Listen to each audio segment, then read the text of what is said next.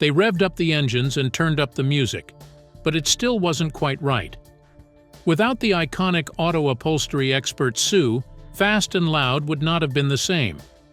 Sue was beloved by viewers due to her charismatic demeanor and impressive abilities.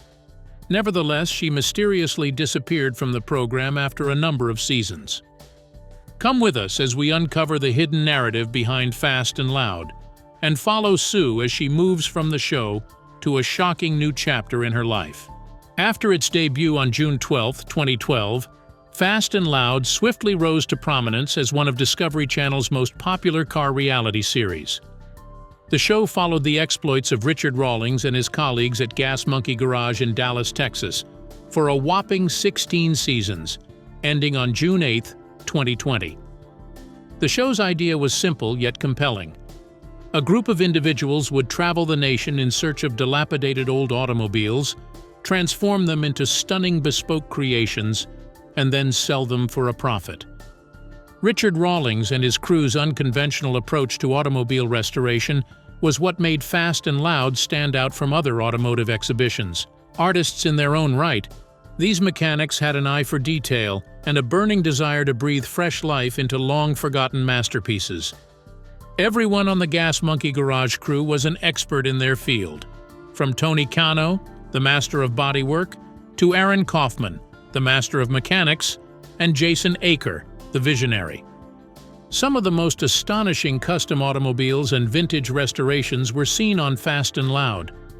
The crew's work on a diverse array of automobiles was shown to the public, including old European treasures like Porsches and the odd pre-war beauty, as well as iconic American muscle cars like Camaros, Firebirds, and Mustangs.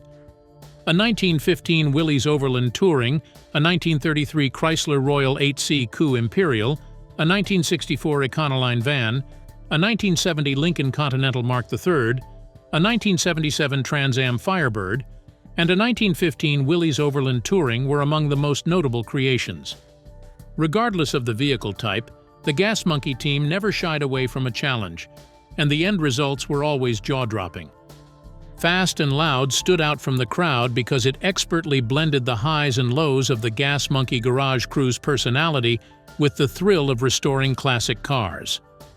Audiences weren't only captivated by the incredible vehicle makeovers, they were also drawn to the playful banter, hilarious pranks, and strong bond between Richard and his staff.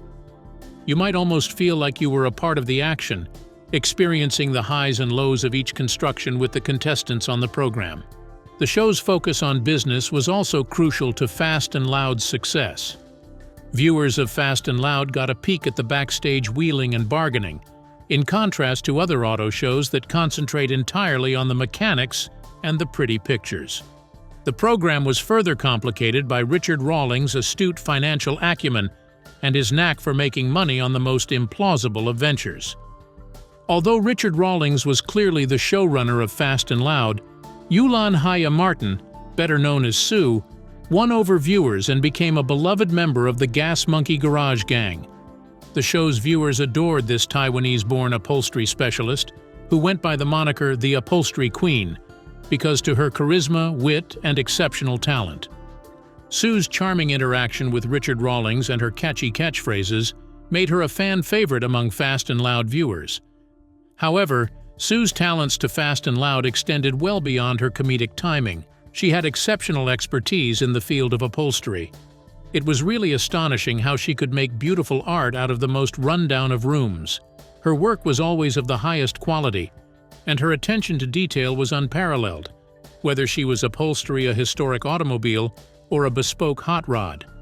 She added a degree of creativity and workmanship to the display that matched the technical competence of the Gas Monkey Garage crew. Sue has been an accomplished upholstery specialist for many years, and she loves what she does. She has a remarkable knack for taking in a rundown interior and seeing its potential for a remarkable makeover. Sue had a special talent for imparting her own style and flair into every item she worked on, whether it was with fabric, vinyl, or leather. Sue was an asset to the Fast and Loud crew in part because of her adaptability. Her upholstery abilities were applicable to more than just automobiles. She could also fix aircraft, yachts, and even furniture. Her versatility and willingness to take on any challenge made her an invaluable member of the Gas Monkey Garage team.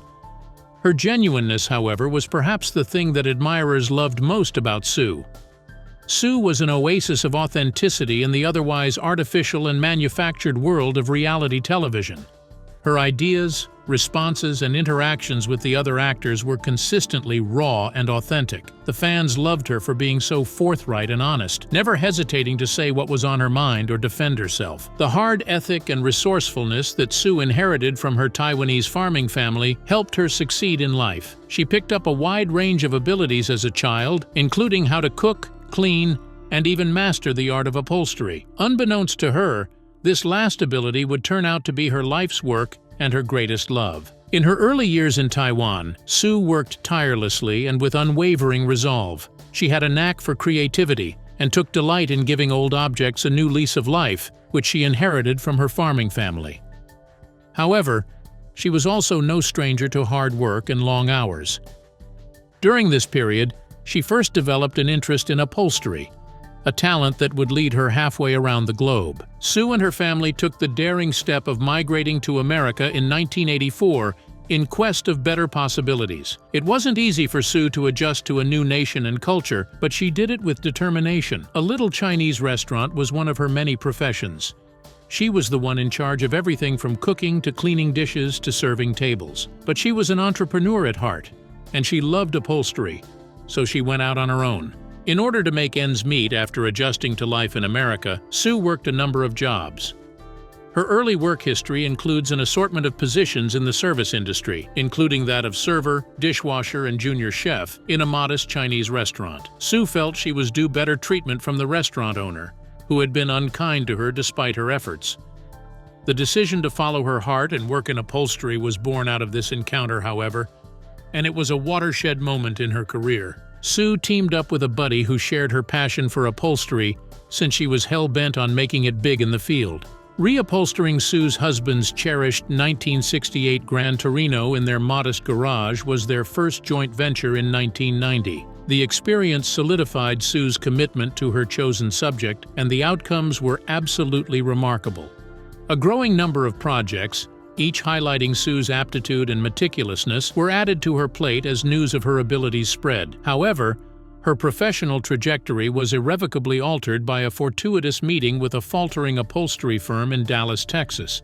Sue bought the 1,000 square foot garage for $4,500, taking a leap of faith because she saw a chance to turn around the floundering business. That was the beginning of ASM Auto Upholstery. It was evident that Sue had discovered her true calling the minute she entered ASM Auto Upholstery. Sue gave her all to the reupholstering of a 1949 Ford that her first client brought in. Word rapidly spread about the skilled upholsterer who could give new life to even the most worn-out interiors, thanks to the breathtaking results. As word got out about Sue's competence and dedication to producing high-quality work, her company took off. Sue's specialty was automotive interiors, including upholstery, carpeting, headliners, dashboards, steering wheels, and door panels. Sue treated every assignment, no matter how large or little, with the same amount of enthusiasm and commitment. It takes a lot of hard work to build a successful company, but Sue was used to it. When she first started ASM Auto Upholstery, she worked 6 days a week, typically putting in 12 to 14-hour days. With each new endeavor, she poured her passion into the business, which she considered a second home. However, Sue's perseverance and commitment were rewarded. The need for her expertise increased in tandem with her rising profile. She was soon compelled to enlarge her garage after outgrowing its modest 1,000 square feet. Later on, she leased a 2,000 square foot garage across the street, in addition to a 1,000 square foot space next to it. Still, it wasn't enough to support her rapidly expanding firm. Sue scraped up enough money 3 years after relocating to the bigger garage to buy the whole complex, an astonishing 8,800 square feet of space, that would eventually become ASM Auto Upholstery's permanent home. The Dallas region started to recognize Sue's firm as a top upholstery business, and rightfully so. She did an outstanding job, as well as her exceptional focus on detail. She gave her all to every vehicle that came into her store, treating them all with the same level of care and attention. A devoted fan base of people who wouldn't entrust their prized automobiles to anyone else formed once word of Sue's skills spread like wildfire. Her clientele includes historic automobile collectors and hot rod enthusiasts from all across Dallas. But Sue's success was due to more than just her upholstering skills. It was due to her unfaltering dedication to quality and her devotion to her clients. It was someone's pride and pleasure that brought their automobile to her store, and she handled it with the utmost care. She cared about her clients and did her best to fulfill their dreams after carefully considering their requests. Richard Rawlings, the magnetic proprietor of Gas Monkey Garage in Dallas, was certain to meet paths with Sue eventually as her fame as a skilled upholsterer spread.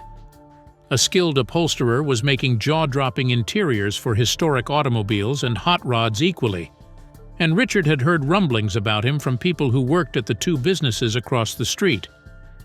After being captivated by Sue's talent and her no-nonsense demeanor, Richard chose to see her. Sue seemed like the ideal match for the top-tier upholsterer he had been seeking to team up with on future projects. Upon entering her business and seeing the exceptional craftsmanship she had, he realized his intuition had been correct. Richard didn't dally in contacting Sue about a potential partnership. He wanted Sue to take on a new role as interior designer for a vintage automobile he was planning to restore. Always game for a challenge, Sue reluctantly consented, and the two shook hands to begin what would turn out to be a very successful relationship in the history of automotive television. It was evident that Sue was a formidable force the minute she began collaborating with Richard and the Gas Monkey Garage crew. Her work ethic was unparalleled, and her abilities were unparalleled.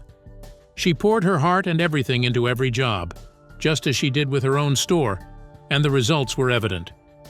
Producers at Discovery Channel were interested in the partnership between Sue and Richard once news of it spread. Their search for a fresh car show that could appeal to both car enthusiasts and the general public ended when they saw something unique in the chemistry between Sue and Richard. It didn't take long for Sue and Richard to become the driving forces behind the concept of Fast and Loud. It was obvious that Sue would become a fan favorite in the first episode of Fast and Loud. Her poise and the lighthearted banter she shared with Richard and the other Gas Monkey Garage team members were television gold. Even the most rundown rooms could be made into masterpieces by the Taiwanese upholstery expert, and viewers couldn't get enough of him.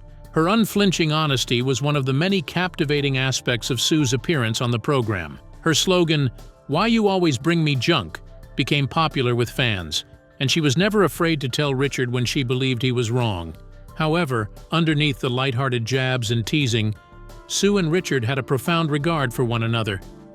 Despite their disagreements, they were always able to work together to create something extraordinary. People were captivated by her story. She had come to America with only a desire and some skills, and she had worked her tail off to build a successful company. Their respect was due to her skill, diligence, and dedication to her profession. Fast and Loud was a huge win for both Sue and ASM Upholstery, who benefited greatly from her appearance.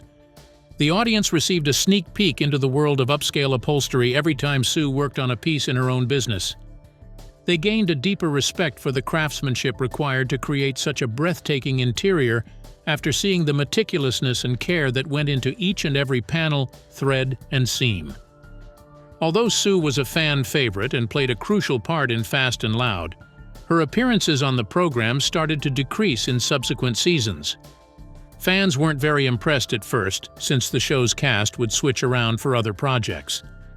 But as time passed, and Sue's absence became more apparent, fans started to question what had become of their beloved Queen of Upholstery. When Sue abruptly left the show, fans took to the internet to speculate, theorize, and spread stories about her departure.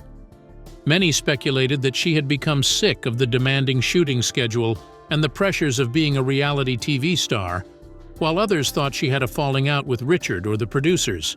The long-running urban legend said that Sue and Richard had broken up due to a money dispute.